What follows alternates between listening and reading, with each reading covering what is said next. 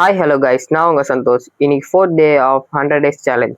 இன்னைக்கு கொஞ்சம் சீக்கிரமாக ஜிம்முக்கு போயிட்டு வார்ம் அப்லாம் முடிச்சுட்டு அப்புறம் லெக் எக்ஸ்டென்ஷன் போய் ஒரு 4 செட்ஸ் போட்டேன்.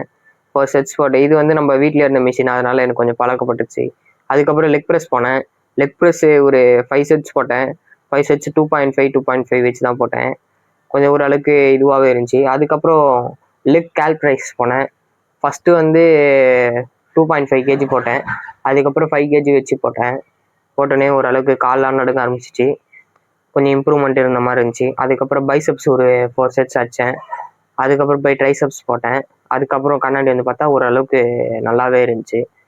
அதுக்கப்புறம் நம்ம ரூமுக்கு போயிட்டு சட்டையெல்லாம் கழட்டி போட்டு பார்த்தா நல்லா பில்டாக இருக்குங்க, ஷேப்பாக இருக்குது உடம்பு. அப்புறம் வந்து யோசிச்சுன்னே இருந்தேன், சூப்பராக இருக்கே அப்படின்ட்டு. எனக்கு இதில் ரொம்ப பிடிச்சது இந்த பேக்கு டெவலப் ஆனது தான்.